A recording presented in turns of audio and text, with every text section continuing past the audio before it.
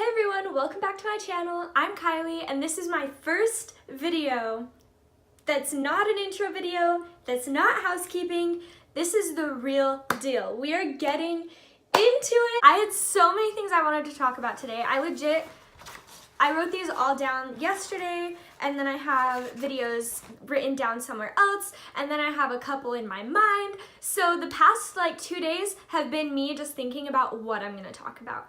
And I finally decided on a topic, and I think it just makes the most logical sense because I mentioned it in my intro video. So it's kind of a good segue into kind of a lot of things I wanna talk about. So today, I'm gonna be talking to you guys about my experience with vegetarianism and veganism. I started going vegetarian in March 2017 because that was when I went on a cruise with my dad, and it was a week-long cruise.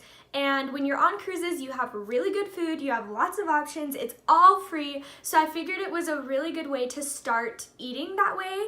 And then at least I can have a week of training for my body, and then once I get back, I could get into it a little more. And so I was very fortunate to have that experience and to be able to experiment with vegetarianism right off the bat, and to be able to cut things out right off the bat without having to worry about money or anything like that. So that was super great. So I'm gonna jump back a little to the beginning and why I decided to go vegetarian. So it all started when I came home from school and I was just scrolling through Facebook, and then I saw one of those Mercy for Animals ads that shows them in the factories, and I usually skip by them just because they make me feel really sad. But for some reason that day I decided to click on that video, and I was watching it and I realized how awful it was and how much I totally was disgusted by it.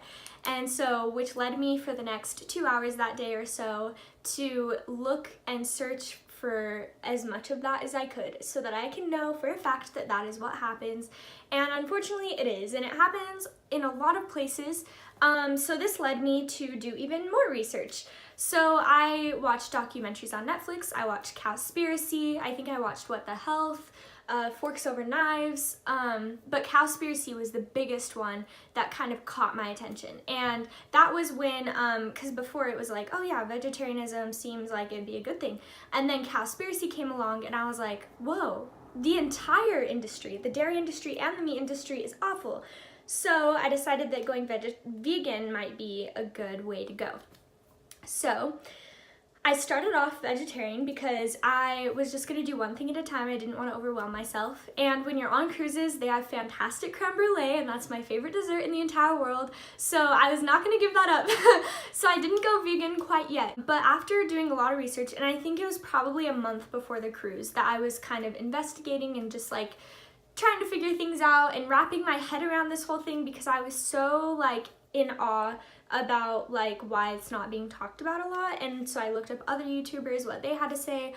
I got a lot of information, and so I finally decided, and I was like, cool, I'm gonna go vegetarian over the cruise, and then I'm gonna try to stay vegetarian for however long I want to stay vegetarian for. So over the cruise, that entire week was very good because I was able to just kind of cleanse my body, if that makes sense. And I don't know however long it takes to cleanse it. Sorry, there's people out there and I'm just so distracted and very interested because they have so many things in their hands. I ate so many good fruits and vegetables. Mind you, I had a lot of desserts. That was the biggest thing for me. I loved it. I came back and I stuck with it and I kept going, and it was really nice. And so I eventually stopped eating meat altogether.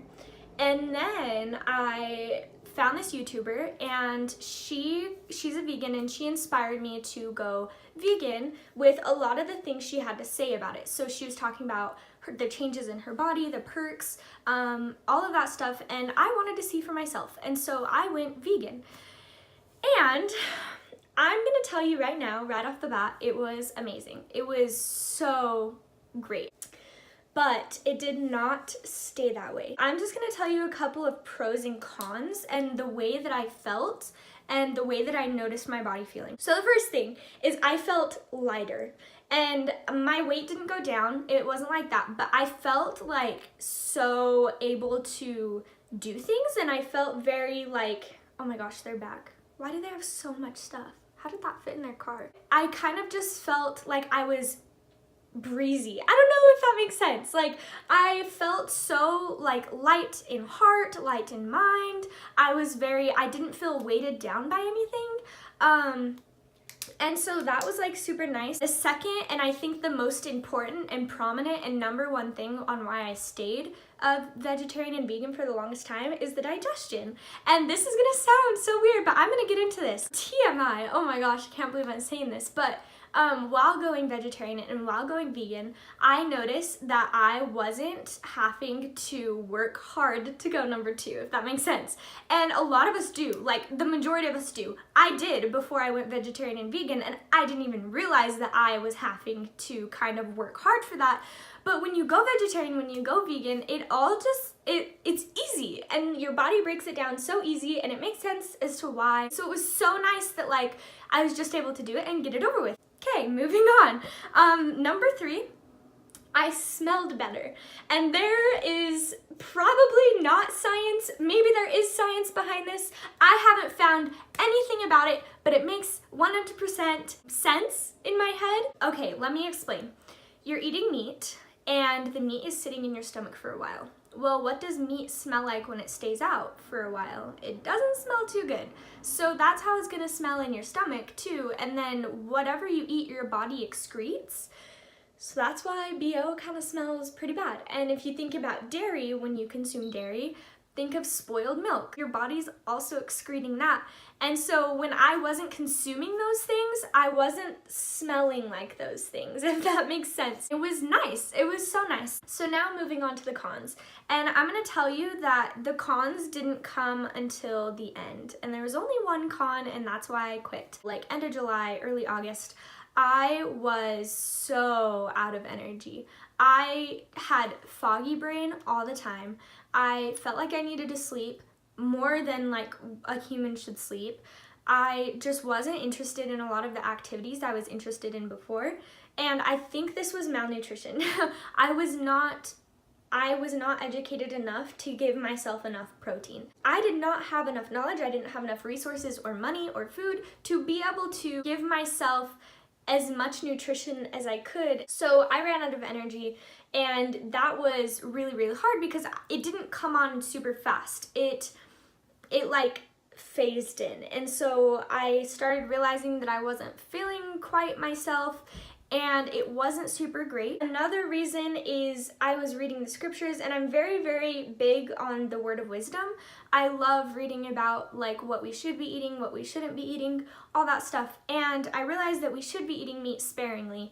And I think before, when I would read that scripture, I'd be like, oh yeah, well, everybody's eating meat for every single meal, and that is not sparingly. And so I kind of went the opposite, and I stopped altogether. It was an experiment, so I know that I should have been eating some meat during that time, but it started to like make sense in my head, and I was like, okay, so I think we need meat.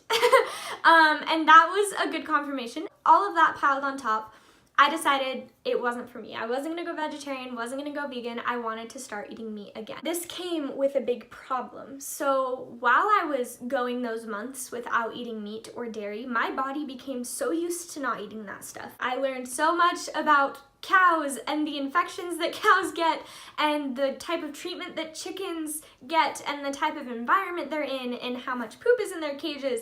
And so looking at meat and tasting meat was not a fun experience. It was so disgusting. It was so gross. The thought of eating meat was unfathomable. I hated meat, and it was so hard for me to go back because here I am with no energy, foggy brain, needing protein, and I couldn't eat it. I couldn't get myself to eat it. So I started with chicken. Funny thing, I loved hamburgers before going vegetarian, and I hated chicken.